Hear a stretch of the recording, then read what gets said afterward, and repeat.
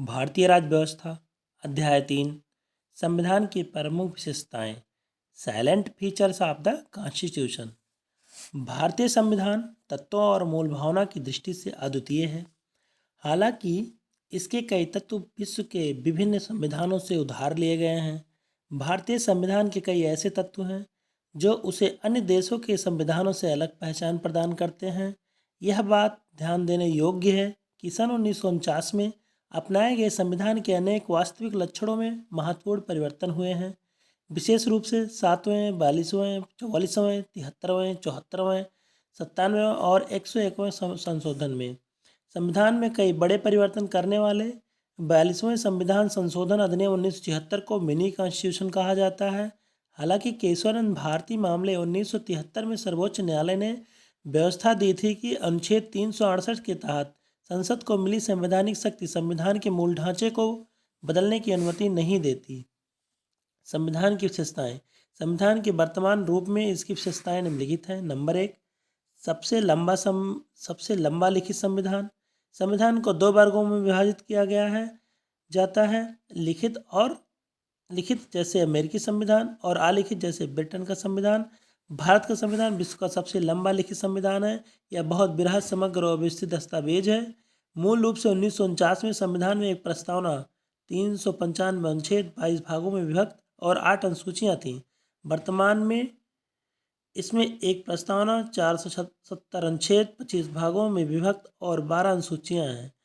सन 1951 से हुए विभिन्न संशोधनों ने करीब 20 अनुच्छेद व एक भाग 7 को हटा दिया और इसमें करीब 95 अनुच्छेद 4 भागों 4 का 9 का और 14 का और 4 अनुसूचियाँ 9, 10, 11, 12 को जोड़ा गया। विश्व के किसी अन्य संविधान में इतने अनुच्छेद और अनुसूचियाँ नहीं हैं। भारत के संविधान को विस्तृत बनाने के पीछे निम्न 4 कारण हैं। नंबर 1, भौगोलिक कारण, भारत का विस्तार और विविधता। नंबर 2, ऐतिहासिक। इसके उदाहरण के रूप में भारत शासन अधिनियम 1935 के प्रभाव को देखा जा सकता है। यह अधिनियम बहुत विस्तृत था। नंबर 3, जम्मू कश्मीर को छोड़कर केंद्र और राज्यों के लिए एकल संविधान। नंबर 4, संविधान सभा में कानून विशेषज्ञों का प्रभुत्व। संविधान में न सिर्फ शासन के मौलिक सिद्धांत बल्कि विस्तृत रूप में प्रशासनिक प्रावधान भी विद्यमान है। इसके अतिरिक्त अन्य आधुनिक लोकतंत्रों में जिन मामलों को आम विधानों अथवा स्थापित राजनीतिक प्रॉपर्टी पर छोड़ दिया गया है उन्हें भी भारत के संवैधानिक दस्तावेज में शामिल किया गया है। नंबर 2, विभिन्न स्रोतों से विहित। भारत के संविधान ने अपने अधिकतर उपबंध विश्व के कई देशों के संविधानों और भारत शासन अधिनियम 1935 के उपबंधों से लिए हैं। डॉक्टर अम्बेडकर ने गर्व के साथ घोषणा की थी कि भारत के संविधान का निर्माण विश्व के विभिन्न संविधानों को छानने के बाद किया गया है।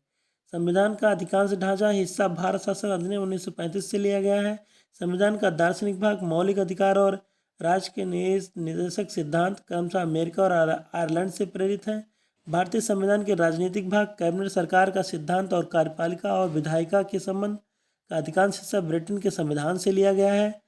संविधान के अन्य प्रावधान कनाडा, ऑस्ट्रेलिया, जर्मनी, यूएसएसआर, अब रूस, फ्रांस, दक्षिण अफ्रीका, जापान इत्यादि देशों के संविधानों से लिए गए हैं।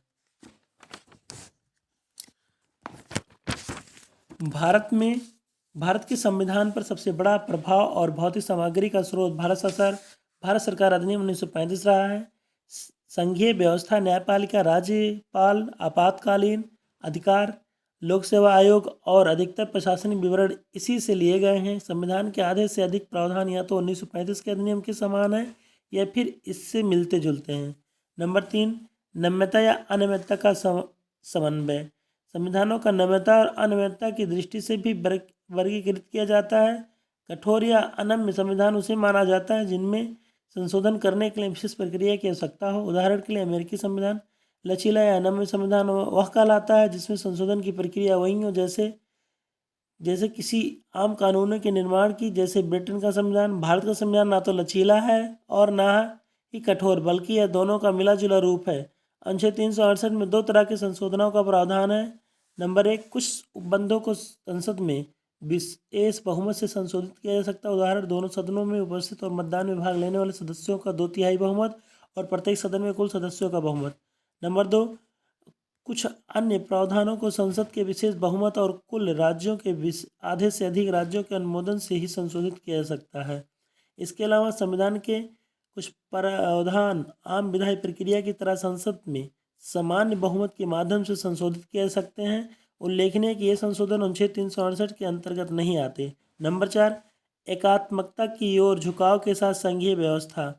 भारत का संविधान संघीय सरकार की स्थापना करता है। इसमें संघ के सभी आम लक्षण विद्यमान है, जैसे दो सरकार, शक्तियों को विभाजन, लिखित संविधान, संविधान की सर्वोच्चता, संविधान की कठोरता, स्वतंत्र न्यायपालिका एवं द्विसदनीयता आदि। यद्यपि भारतीय संविधान में बड़ी संख्या में एकात्मकता और गैर संघीय लक्षण भी विद्यमान है, जैसे एक सशक्त केंद्र, एक संविधान, एकल नागरिकता, संविधान का लचीलापन, एकीकृत न्यायपालिका, केंद्र द्वारा राज्यपाल की नियुक्ति, अखिल भारतीय सेवाएं, आपातकालीन प्रावधान इत्यादि। फिर भी संविधान में कहीं भी संघीय शब्द का इस्तेमाल नहीं किया गया है।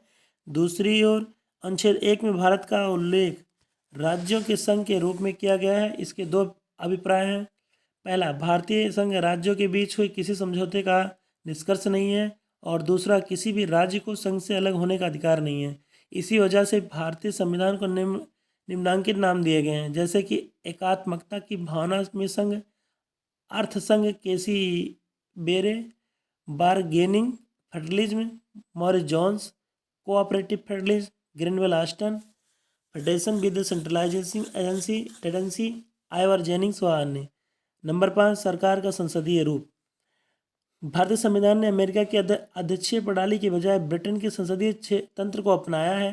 संसदीय व्यवस्था विधायिका और कार्यपालिका के मध्य समन्वय व सहयोग के सिद्धांत पर आधारित है, जबकि अध्यक्षीय प्रणाली दोनों के बीच शक्तियों के विभाजन के सिद्धांत पर आधारित है। संसदीय प्रणाली को सरकार के वेस्टमिंस्टर रूप, उत्तरदायी सरकार और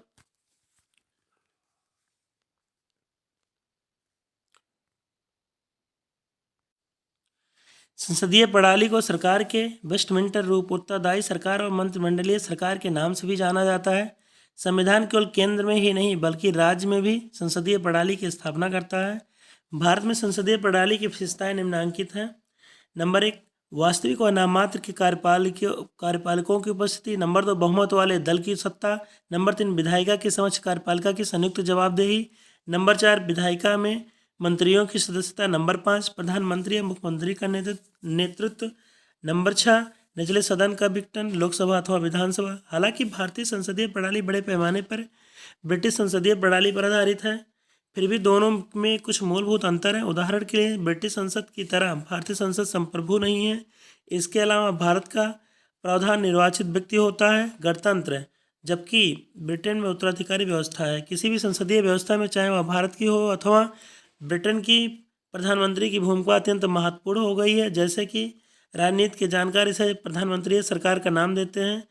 नंबर 6, संसदीय संप्रभुता एवं न्यायिक सर्वोच्चता में समन्वय। संसद की संप्रभुता का नियम ब्रिटिश संसद से जुड़ा हुआ है, जबकि न्यायपालिका की सर्वोच्चता का सिद्धांत अमेरिका के सर्वोच्च न्यायालय से लिया गया है। जिस प्रकार भारतीय संसदीय प्रणाली ब्रिटिश प्रणाली से भिन्न है, ठीक उसी प्रकार भारत में सर्वोच्च न्यायालय की न्यायिक समीक्षा शक्ति अमेरिकी सर्वोच्च न्यायालय से कम है। ऐसा इसलिए है क्योंकि अमेरिकी संविधान में विधि की नियत प्रक्रिया का प्रावधान है, जबकि भारतीय संविधान में विधि द्वारा स्थापित प्रक्रिया अनुच्छेद 21 का प्रावधान है। इसलिए भारतीय संविधान निर्माताओं ने ब्रिटेन की संसदीय संप्रभुता और अमेरिका को न्यायपालिका सर्वोच्चता के बीच उचित संतुलन बनाने को प्राथमिकता दी। एक और जहां सर्वोच्च न्यायालय अपनी न्यायिक समीक्षा की शक्तियों के तहत संसदीय कानूनों को असंवैधानिक घोषित कर सकता है, वहीं दूसरी ओर संसद अपनी संवैधानिक शक्तियों के बल पर संविधान के बड़े भाग को संशोधित कर सकती है। एकीकृत व स्वतंत्र न्यायपालिका। नंबर 7, भारतीय संविधान एक ऐसी न्यायपालिका की स्थापना करता जो अपने आप में एकीकृत होने के साथ साथ स्वतंत्र है। भारत की न्याय व्यवस्था में सर्वोच्च न्यायालय शीर्ष पर है। इसके नीचे राज्य स्तर पर उच्च न्यायालय हैं। राज्यों में उच्च न्यायालय के नीचे क्रमवार अधीनस्थ न्यायालय हैं, जैसे जिला अदालत व अन्य निचली अदालतें। न्यायालयों का एकल तंत्र केंद्रीय कानूनों के साथ साथ राज्य कानूनों को लागू करता है। हालांकि अमेरिका में संघीय कानूनों को संघीय न्यायपालिका और राज्य कानूनों को राज्य न्यायपालिका लागू करती है। सर्वोच्च न्यायालय संघीय अदालत है।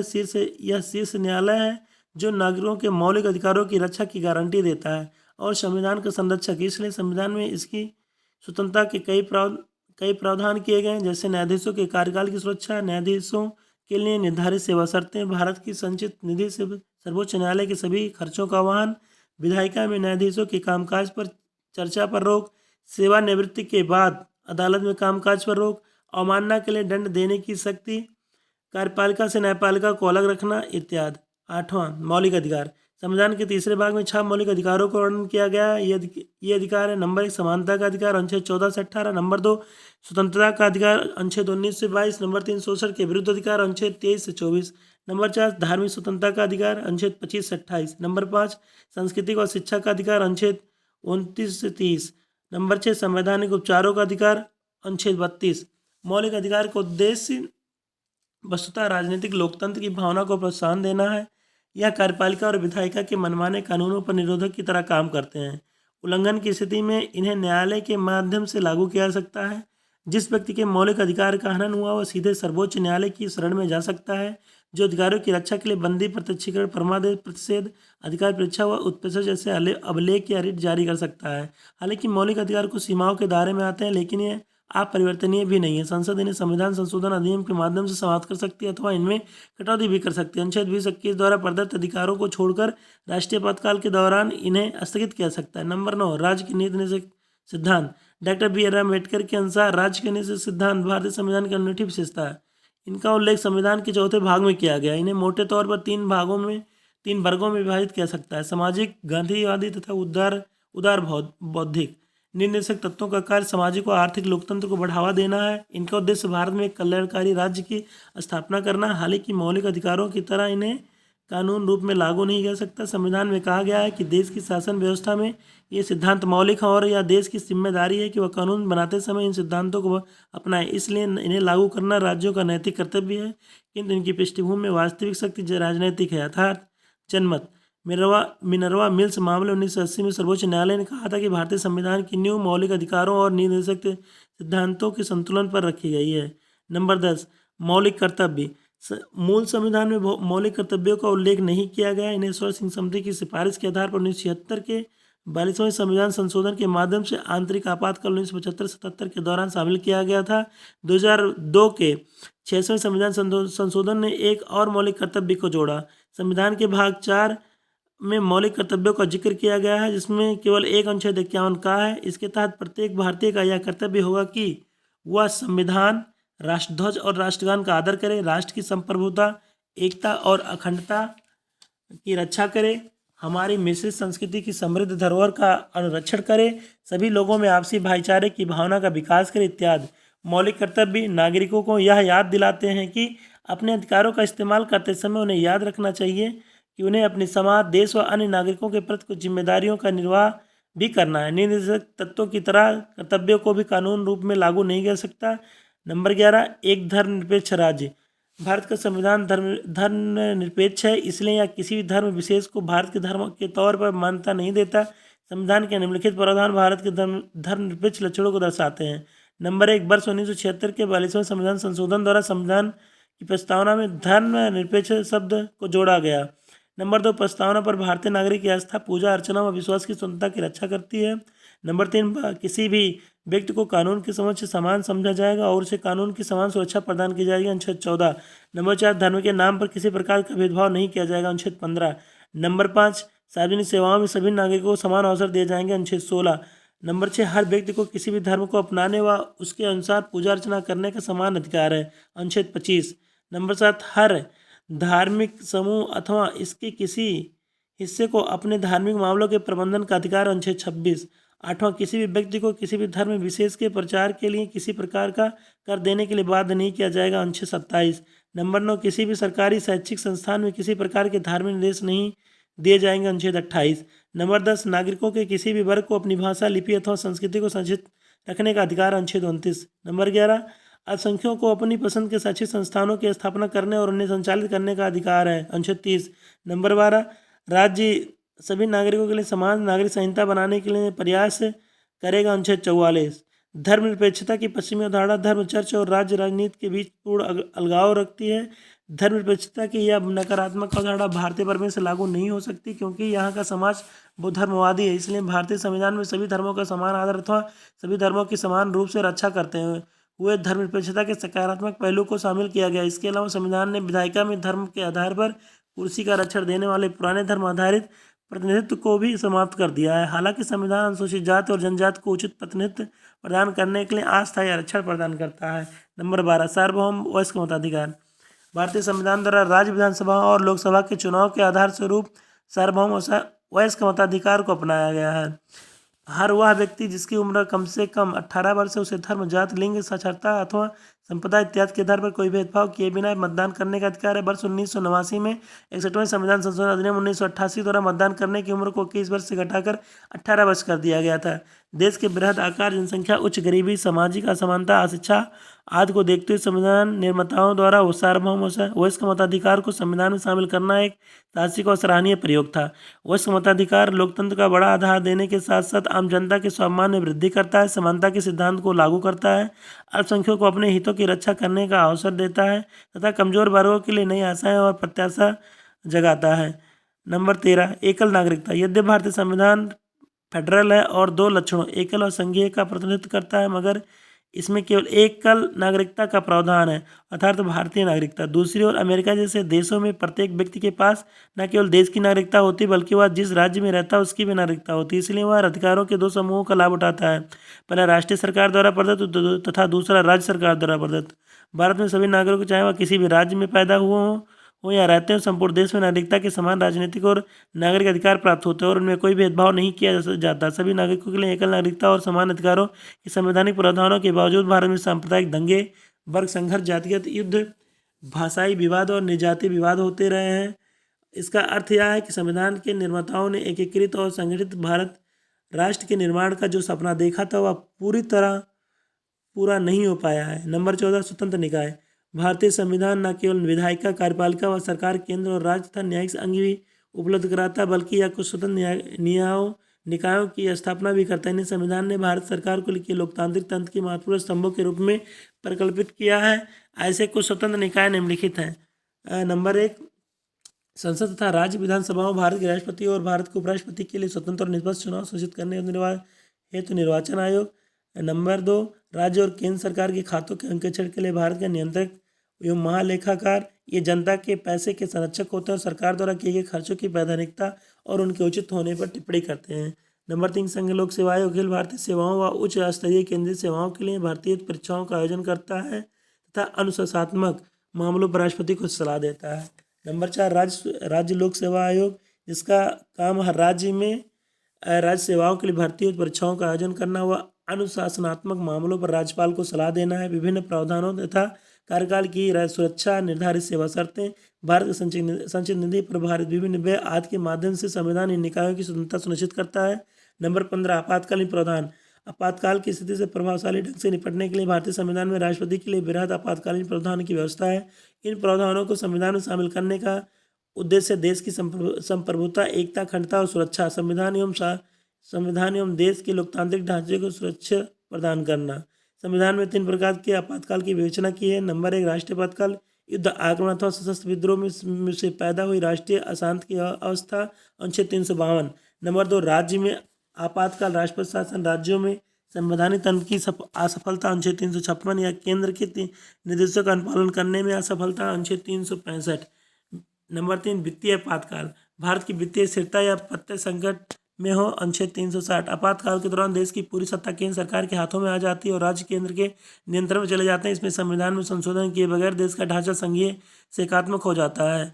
राजनीतिक तंत्र का असंघीय समान परिस्थितियों के दौरान से एकात्मक आपातकाल के दौरान में अपरिवर्तित होना भारतीय संविधान की एक अद्वितीय विशेषता है। नंबर 16, त्रिस्तरीय सरकार। मूल रूप से अन्य संघीय संविधानों की तरह भारतीय संविधान में 2 स्तरीय राज्य व्यवस्था, केंद्र और राज्य और संगठन के संबंध में प्रावधान था। केंद्र और राज्य की शक्तियां अंतर्विष्ट थीं। बाद में वर्ष 1992 में 73वें 74वें संविधान संशोधन में 3 स्तरीय स्थानीय सरकार का प्रावधान किया गया, जो विश्व के किसी और संविधान में नहीं है। संविधान में एक नए भाग 9वें और एवं नई अनुसूची 11वीं जोड़कर वर्ष 1992 के 73वें संविधान संशोधन के माध्यम से पंचायतों को संवैधानिक मान्यता प्रदान की गई। इसमें एक नया भाग 9 जोड़ा गया। इसी प्रकार के 74वें संविधान संशोधन विधेयक 1992 ने एक नए भाग 9A तथा नई अनुसूची 12वीं को जोड़कर नगर पालिकाओं और शहरी स्थानीय सरकारों को संवैधानिक मान्यता प्रदान की। नंबर 17 सहकारी समितियां। 57वां संविधान संशोधन अधिनियम 2011 ने सहकारी समितियों को संवैधानिक दर्जा और संरक्षण प्रदान किया। इस संदर्भ में इसने निम्न 3 परिवर्तन इसने संविधान में किए। नंबर 1, इसने सहकारी समिति का गठित करने के अधिकार को मौलिक अधिकार बना दिया, अनुच्छेद 19। नंबर 2, इसने एक नया राज्य का नीति निर्देशक तत्व जोड़ा, सहकारी समितियों के प्रोत्साहन देने के लिए, अनुच्छेद 43 था। नंबर 3, इसने संविधान में एक नया भाग 9B जोड़ा, सहकारी समितियां शीर्षक से, अनुच्छेद 243 से लेकर के 243 तक। नया भाग 9B के अंतर्गत अनेक ऐसे प्रावधानों के द्वारा सुनिश्चित किया गया है कि देश भर में सहकारी समितियां लोकतांत्रिक, व्यावसायिक, स्वायत्त ढंग से तथा आर्थिक मजबूती के साथ कार्य करें। यह संसद को अंतर्राज्य सहकारी समितियों तथा राज्य विधायकों को अन्य सहकारी समितियों के लिए उपयुक्त कानून बनाने की शक्ति प्रदान करता है। प्रश्न, संविधान की आलोचना। भारत का संविधान जैसा कि संविधान सभा द्वारा बनाया गया और अंगीकार किया गया है की आलोचना निम्नलिखित आधारों पर की जाती है। नंबर 1, उधार का संविधान। आलोचक कहते हैं कि भारतीय संविधान में नया और मौलिक कुछ भी नहीं है। वे इसे उधार का संविधान या उधारी की एक बोरी अथवा एक हाच पाच कॉन्स्टिट्यूशन दुनिया के संविधानों के लिए विभिन्न दस्तावेजों की पैबंदगिरी आदि कहकर संबोधित करते हैं, लेकिन ऐसी आलोचना पक्षपातपूर्ण एवं अतार्किक है। ऐसा इसलिए कि संविधान बनाने वालों ने अन्य संविधान के आवश्यक संशोधन करके ही भारतीय परिस्थितियों में उनकी उपयुक्तता के आधार पर उनकी कमियों को दरकिनार करके ही स्वीकार किया। उपरोक्त आलोचना का उत्तर देते हुए डॉक्टर B.R. अम्बेडकर ने संविधान सभा में कहा कि कोई पूछ सकता है कि इस घड़ी दुनिया के इतिहास में बनाए गए संविधान में नया कुछ हो सकता है? 100 साल से अधिक हो गए जब दुनिया का पहला लिखित संविधान बना। इसका अनुसरण उनके देशों ने किया और अपने देश के संविधान को लिखित बनाकर उसे छोटा बना दिया। किसी संविधान का विषय क्षेत्र क्या होना चाहिए या पहले ही तय हो चुका। उसी प्रकार किसी संविधान के मूलभूत तत्वों को जानकारी और मान्यता आज पूरी दुनिया में है। इन तथ्यों को ध्यान में रखते हुए सभी संविधानों में मुख्य प्रावधानों में समानता दिख सकती है। केवल एक नई चीज़ यह हो सकती है कि किसी संविधान जिसका निर्माण इतने विलम्ब से हुआ है कि उसमें गलतियों को दूर करने और देश की ज़रूरतों के अनुरूप उसको ढालने की विविधता उसमें मौजूद रहे। यह दोषारोपण की संविधान अन्य देशों के संविधानों की हूबहू नकल है। मैं समझता हूँ संविधान के यथेष्ट अध्ययन पर आधारित नहीं है। नंबर 2, 1935 के अधिनियम की कार्बन कापी। आलोचकों ने कहा कि संविधान निर्माताओं ने बड़ी संख्या में भारत सरकार अधिनियम 1935 के प्रावधान भारतीय संविधान में डाल दिए। इसमें संविधान 1935 के अधिनियम की कार्बन कापी बनकर रह गया है या फिर उसका ही संशोधित रूप। उदाहरण के लिए N. श्रीनिवासन का कहना है कि भारतीय संविधान भाषा और वस्तु दोनों ही तरह से 1935 के अधिनियम की नकल है। उसी प्रकार सर आइवर जेनिंग्स ब्रिटिश संविधान वेत्ता ने कहा कि संविधान भारत सरकार अधिनियम 1935 सीधे निकलता है, जहाँ से वास्तव में अधिकांश प्रावधानों के पाठ बिल्कुल उतार लिए गए हैं।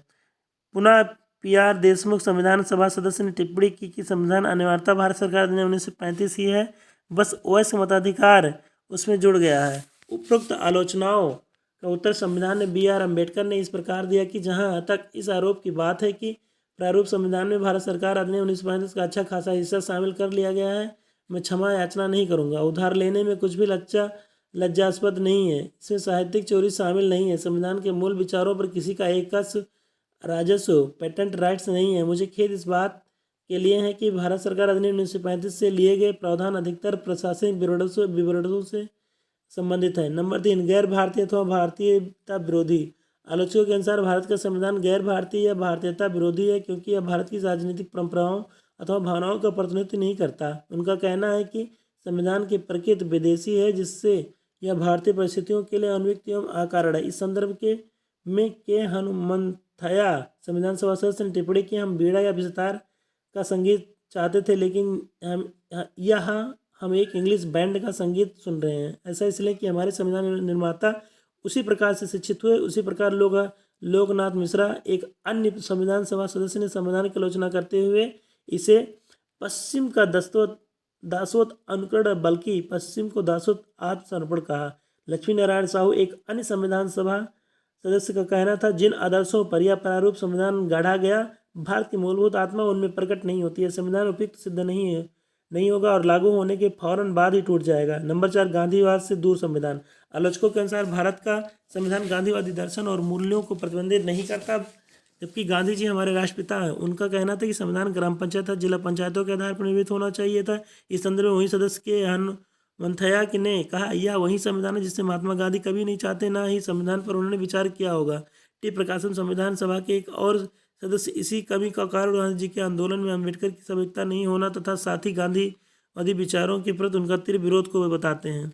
महाकायाकार। आलोचक कहते हैं कि भारत का संविधान बहुत ही भीमकाय और बहुत विस्तृत है, जिसमें अनेक अनावश्यक तत्व भी सम्मिलित हैं। सर आइवर जेनिंग्स, एक ब्रिटिश संविधान वेत्ता के विचार में जो प्रावधान बाहर से लिए गए हैं उनका चयन बेहतर नहीं है और संविधान सामान्य रूप से कहें तो बहुत लंबा और जटिल है। इस संदर्भ में एच.बी. कामत, संविधान सभा के सदस्य ने टिप्पणी की प्रस्तावना, जिस क्रेडिट का हमने अपनी सभा के लिए चयन किया वह एक हाथी है।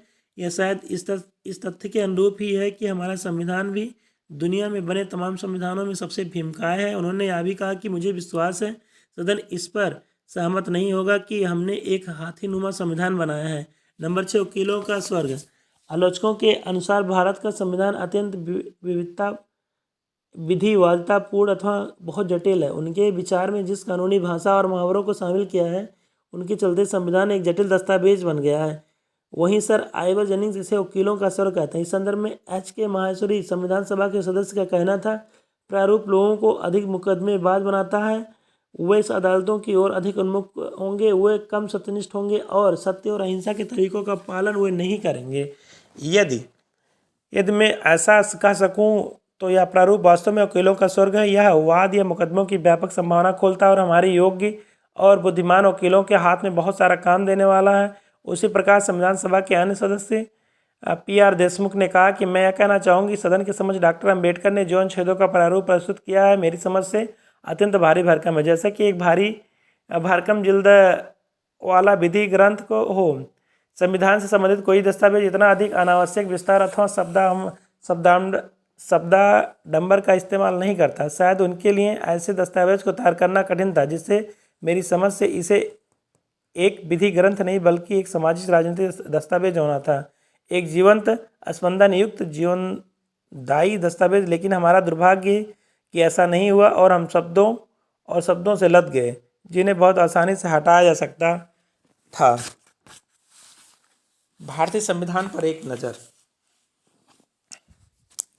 भाग 1, संघ और उनका राज्य क्षेत्र, अनुच्छेद 1 से 41। भाग 2, नागरिकता, अनुच्छेद 5 से 11। भाग 3, मौलिक अधिकार, अनुच्छेद 12 से 35। भाग 4, राज्य के नीति निर्देशक तत्व, अनुच्छेद 36 से 51। भाग 4A, मौलिक कर्तव्य, अनुच्छेद 51 का। भाग 5, संघ सरकार, अनुच्छेद 52 से 151। अध्याय 1, कार्यपालिका, 52 से 78। अध्याय 2, संसद, 79 से 122। अध्याय 3, राष्ट्रपति की विधायी शक्तियाँ, अनुच्छेद 123। अध्याय 4, संघ की न्यायपालिका, अनुच्छेद 124 से 147। अध्याय 5, भारत का नियंत्रक एवं महालेखा परीक्षक, अनुच्छेद 148 से 151। भाग 6, राज्य सरकारें, अनुच्छेद 152। अध्याय 1, साधारण, 152 से 237। अध्याय 2, कार्यपालिका, 153 से 167। अध्याय 3, राज्य का विधानमंडल, 168 से 222। अध्याय 212। अध्याय 4, राज्यपाल की विधायी शक्तियाँ, 213। अध्याय 5, राज्यों के उच्च न्यायालय, 214 से 232। अध्याय 6, अधीनस्थ न्यायालय, 233 से 237। भाग 7, राज्य से संबंधित पहली अनुसूची का खंडखा निरस्त, 238 निरस्त अनुच्छेद। भाग 8, संघ राज्य क्षेत्र, अनुच्छेद 239 से 242। भाग 9, पंचायतें, अनुच्छेद 243 से 243 अड़ा। भाग 9 का नगर पालिकाएं, अनुच्छेद 243 ता से 243 छा।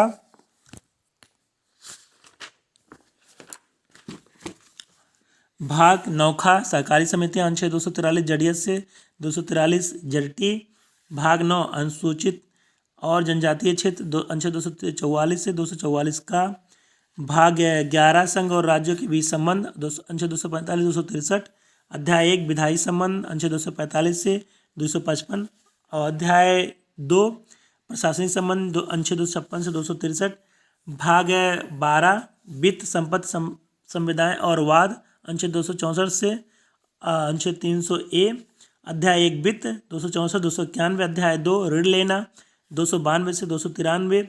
अध्याय 3 संपत्ति संपदाएं अधिकार बाध्यताएं और वाद अनुच्छेद 294 से 300 नंबर। अध्याय 4 संपत्ति का अधिकार अनुच्छेद 300 का। अध्याय 13 भाग 13 भारत के राज्य क्षेत्र के भीतर व्यापार वाणिज्य समागम अनुच्छेद 301 से 307।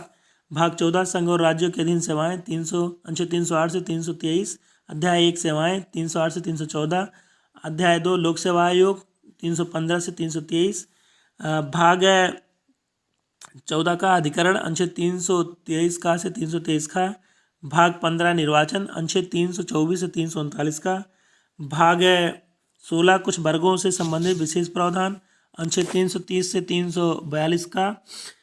भाग 17 राजभाषा अनुच्छेद 343 351। अध्याय 1 संघ की भाषा 343 344। अध्याय 2 प्रादेशिक भाषाएं 345 347। अध्याय 3 सर्वोच्च न्यायालय उच्च न्यायालय आदि की भाषा अनुच्छेद 348 से 349।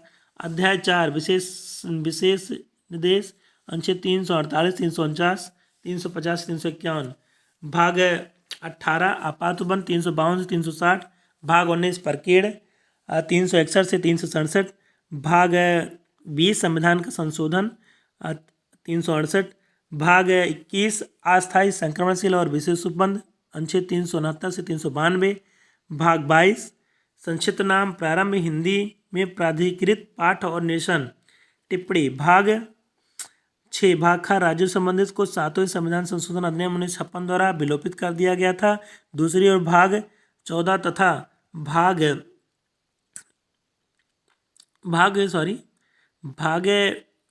4 तथा भाग 14 दोनों का समावेश 42वें संविधान संशोधन अधिनियम 1976 द्वारा किया गया है, जबकि भाग 9 का समावेश 74वें संविधान संशोधन अधिनियम 1992 द्वारा किया गया है तथा भाग 9 का 97वें संविधान संशोधन अधिनियम 2011 द्वारा जोड़ा गया।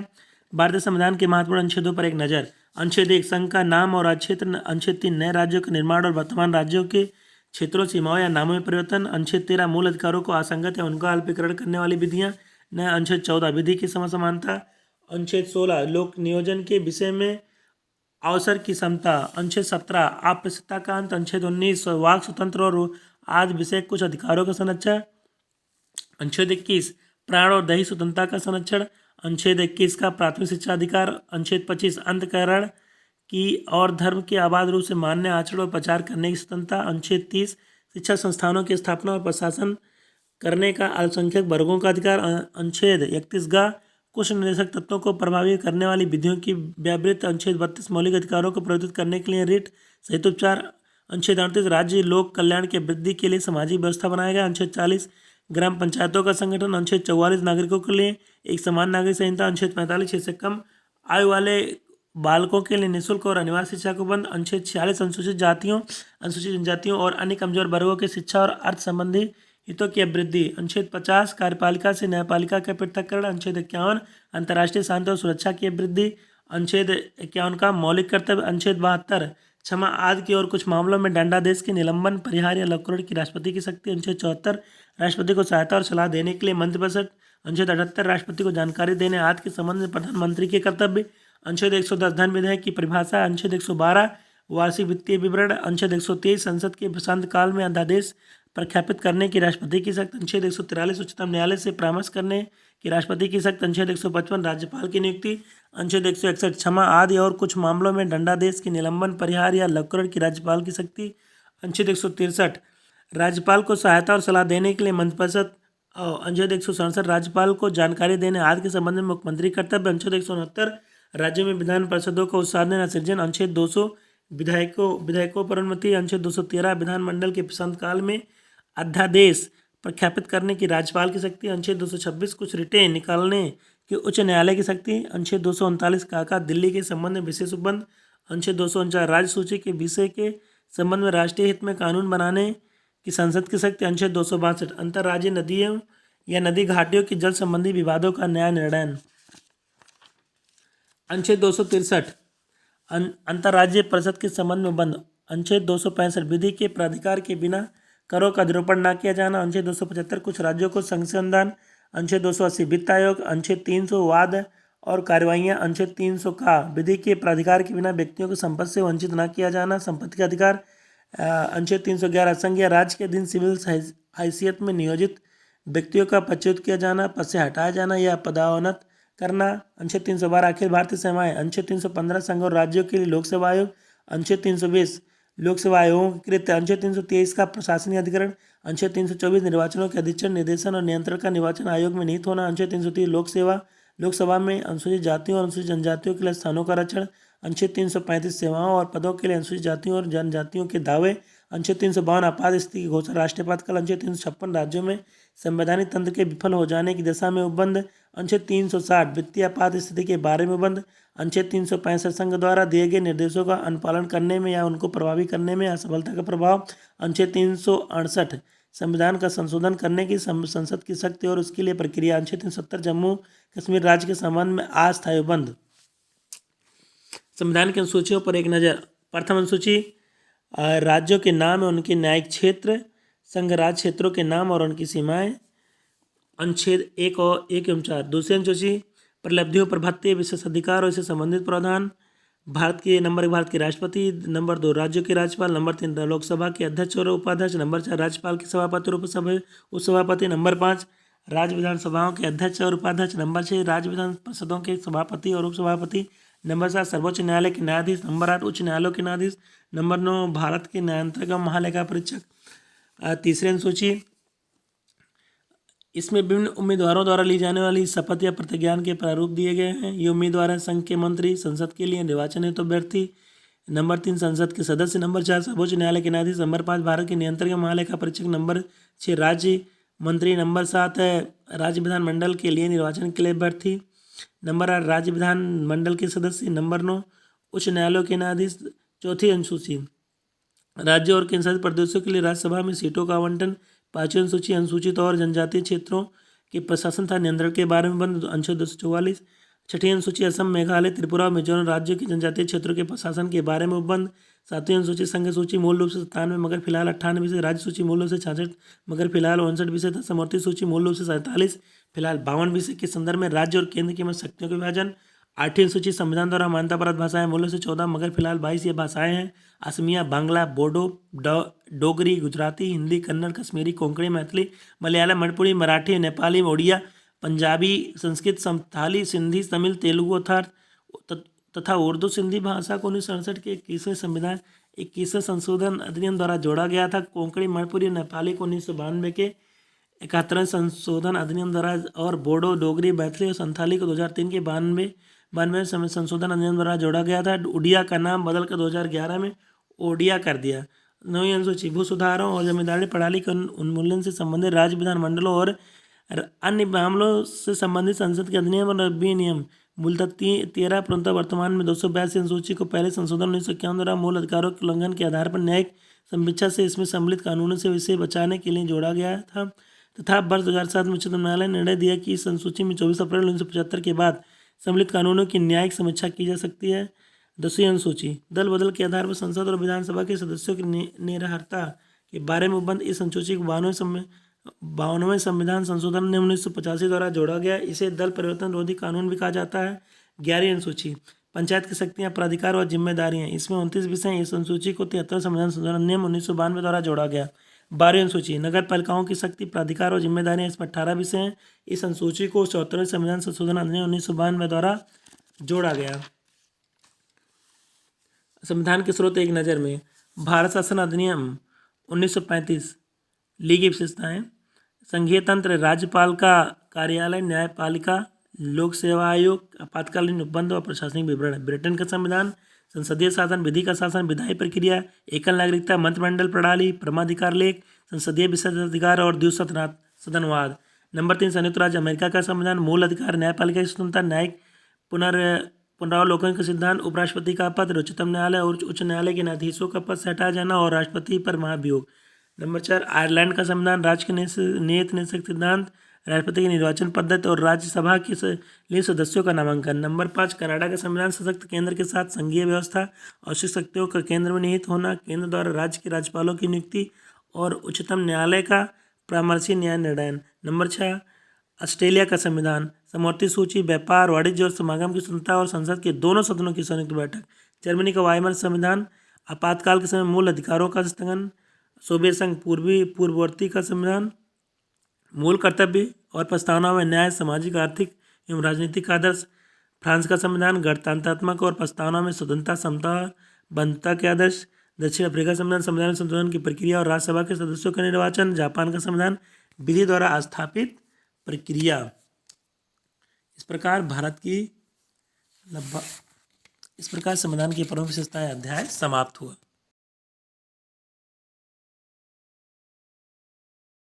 भारतीय राज्य व्यवस्था। अध्याय 3, संविधान की प्रमुख विशेषताएं।